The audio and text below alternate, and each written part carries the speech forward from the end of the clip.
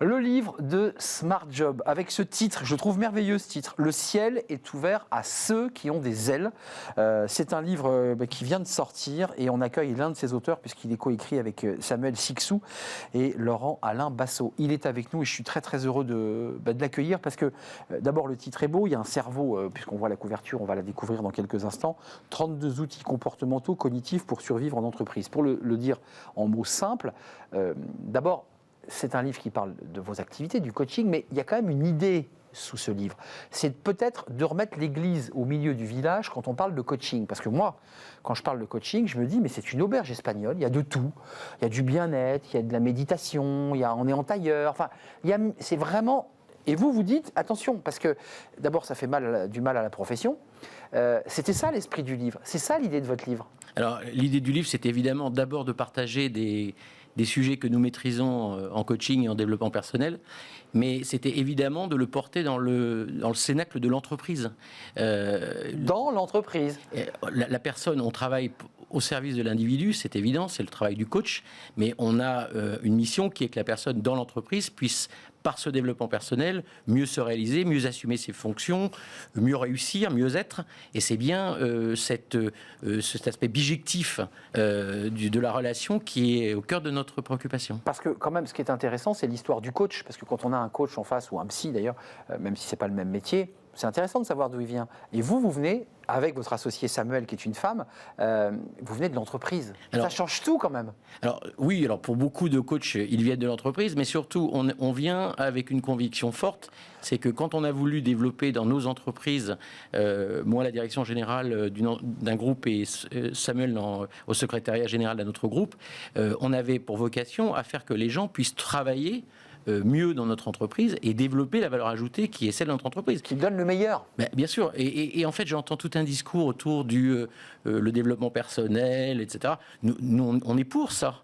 Mais le développement personnel par le coaching, il est d'abord opérationnel dans l'entreprise. C'est-à-dire, qu'est-ce que la personne va tirer de son développement pour rayonner, être inspirant vis-à-vis de ses équipes, être mieux dans son travail, trouver que c'est quand même pas si mal que ça d'avoir un job et de pouvoir y souscrire au quotidien. C'est intéressant ce que vous dites, parce que j'ai reçu beaucoup d'invités à la fois dans cette rubrique et dans des débats où certains, quand on allait au bout de leur logique, et ça va sûrement vous heurter, finalement, au bout de leur logique de coach, ils renversaient la table au point où ils quittaient l'entreprise. Donc, ils n'étaient plus une valeur.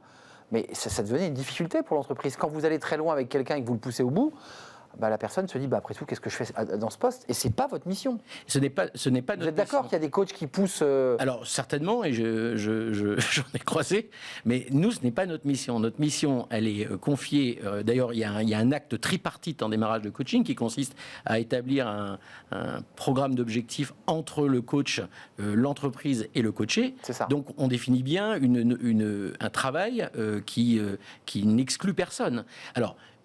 pour autant, si quelqu'un, au terme d'un travail de coaching, se dit qu'il est insupportable pour lui d'aligner ses valeurs avec celles d'une entreprise, c'est ça. Moi, j'y vois pas d'inconvénient. C'est un autre sujet, d'ailleurs. C'est un autre sujet. Ouais. Mais le sujet, c'est d'abord qu'une personne se trouve bien dans ce qu'il fait, au service de sa mission et au profit d'un environnement social, d'un environnement collectif. Et d'ailleurs, si vous me permettez, là-dessus, j'ai une conviction, c'est qu'on a beaucoup orienté le travail du coaching autour d'un autocentrage qui me paraît assez inapproprié. Donc, vous trouvez qu'il n'est pas assez ouvert à l'environnement. Mais c'est un sujet qu'on traite tout autant en coaching que dans la société contemporaine.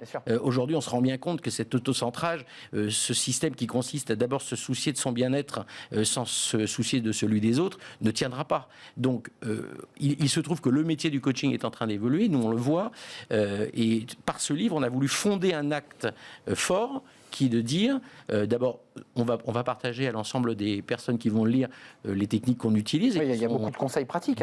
C'est très pratico-pratique. C'est un livre très didactique et très agréable à lire. Voilà. Ben merci. Je vous remercie, dans sa forme et dans sa mise en page. On a passé beaucoup de temps dessus, mais ce qu'on veut surtout, c'est qu'il puisse poser un acte, comme je le disais, fondateur du métier du coaching. On ne prétend pas être l'alpha et l'oméga du sujet, mais on veut absolument, avec Samuel Sixou, mon associé, trouver un moyen de poser le débat. En fait, avant de nous quitter, il y a quand même à travers ce livre l'idée pas de créer ou de l'écrire, mais d'inventer un peu la charte, une forme de charte d'éthique ou de bonne conduite du coach, parce qu'il y a un peu de ça dans ce que vous me racontez. Il y a ceux qui poussent à faire sortir le collaborateur, et puis il y a ceux comme vous c'est l'entreprise quand même qui prime.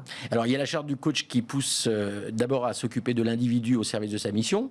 Il y a aussi également une volonté, je voulais vous le dire, c'est de rendre accessibles toutes les apports des neurosciences aujourd'hui qui sont extraordinaires et qui permettent de comprendre comment fonctionne un cerveau. Exact. Et s'il y a une chose que je voulais dire... Travaux pratiques, le rôle des neurotransmetteurs dans la sensation du bonheur. Et là, vous avez des questions.